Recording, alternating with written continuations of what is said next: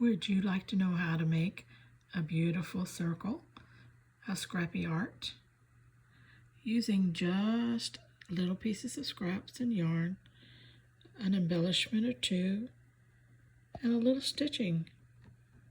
And you have a beautiful piece that you can incorporate in something. Let's see how it's going to go. I'm going to be stitching this medallion today, and as you can see, it's a piece of quilt batting.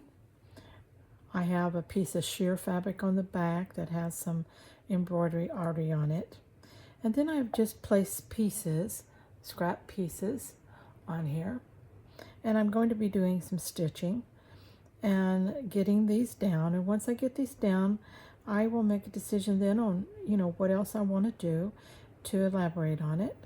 So this is a 5-inch diameter circle. These are so handy for decorating all kinds of things, and they're just made out of scraps. So let's get into some of the stitching, okay?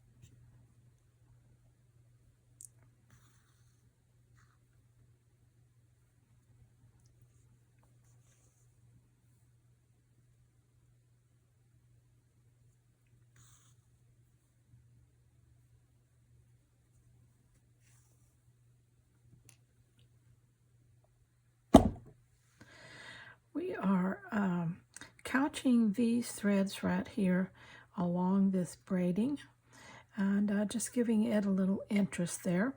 We're about halfway down, and get that finished.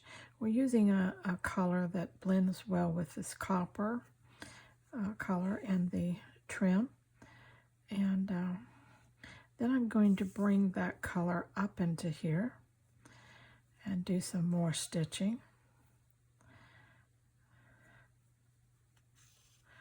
Leaving the twigs on the end, I believe, free, just add a little raggy interest out there. Don't you love just taking a few scraps, putting them around, just start stitching and see what strikes you, what you want to do next on an intuitive level. Not anything planned out, just what seems right at the moment. Come up some really nice things sometimes. It doesn't always come out perfect, but so many times it really surprises you. Okay, I really like that look through there. Now, like I said, I'm going to come up here and I'm going to do some stitches with this color up in here.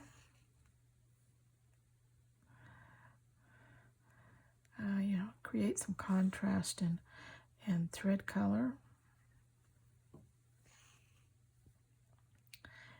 which also ties in some of the other colors around the piece.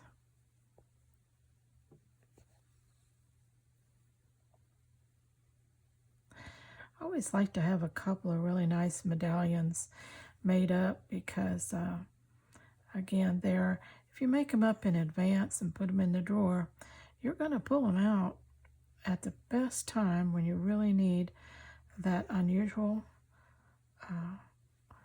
little piece of artwork and you want to incorporate it in something, and there it is, all ready for you to use.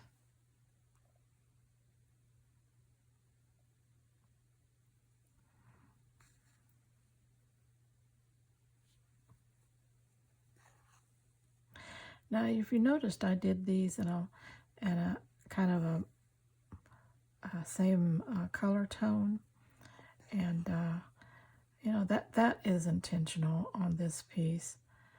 I wanted to kind of just keep it in line with what the back sheer color was, and so that's working well for me. I think I like that.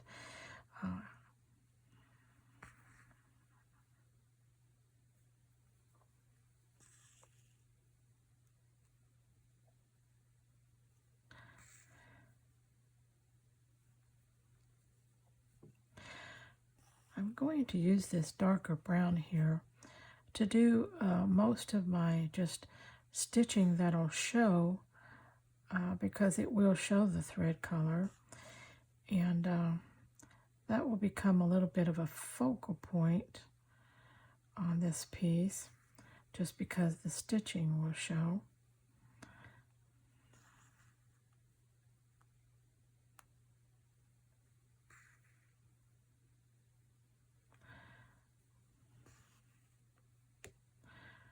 Making a little bit of a curve here.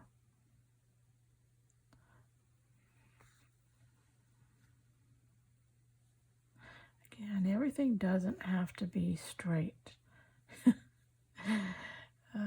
You can take it off in any direction you want to when you're stitching.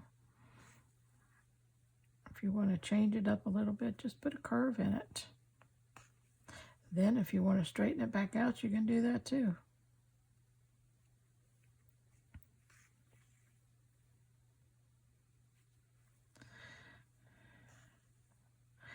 I've been stitching for decades, literally decades, and I have never become bored. I've never made exactly the same two pieces. The fabrics aren't the same, the threads aren't the same, stitches aren't the same. how I apply those things aren't the same. And so, I had a lady tell me one time that it was very repetitive and very boring. I have never found it to be that way. And, but, to each his own. And I just love it. I'm loving doing this piece. I've been doing the 50 different slow stitch styles. I believe I've done 5 of them. And I thought, well, you need to take a little break from that, do something different, and then come back to that, which I definitely will. I will complete all 50. But I don't like doing the same thing repetitively forever, even though each of those designs is different. The pattern is the same. And I like to do something different. And that's what this piece is doing. And of course, my Romancing the Stitches series, that's been a lot of fun for me. And I'm enjoying doing that. And I hope a lot of you will just enjoy listening to a good story when you're stitching and tune into those videos. Okay, I'm going to change my thread and I will be back in a little bit. Well, I've done the stitching that I'm going to do at this point. If I do any additional things to this, it will be when I decide what I want to put it in or on or use it as, that type of thing. But for right now, it's a done deal and ready to go. You can see that I did use 2 or 3 little sequins here. I did that. I put some stitching in these pieces, like maybe they were extended leaves, and in this. Did the stitching through here and finished this. Very simple. Then I just did a simple running stitch around to keep everything secured. And so then like I said, when I decide what to do with it, I will know how I want to stitch it if I apply it to something. But it's ready to go and I love it. It's just beautiful. The colors are so nice. They work with many different things. So remember, just get you a 5-inch piece of batting or backing of some kind. Put you a nice piece of fabric on the back. If you have some sheer fabric, organza or something like that, that'd be really nice. If you have anything that's already got some embroidery or motif on it, that would be good too. Don't forget that you can use something heavy like this piece of cording. I cut it off of this bigger piece here. You can always use something like that in a small piece to add bulk or texture to something. These are just scraps. I just put them on the way they came. I didn't cut them in any particular shapes or anything like that. So just use your scraps. Pick a couple of thread colors. If you want an embellishing yarn or you want beads or sequins or something like that, put some of those on it, and you have a finished piece ready to go. All right, till next time, let's stay scrap happy.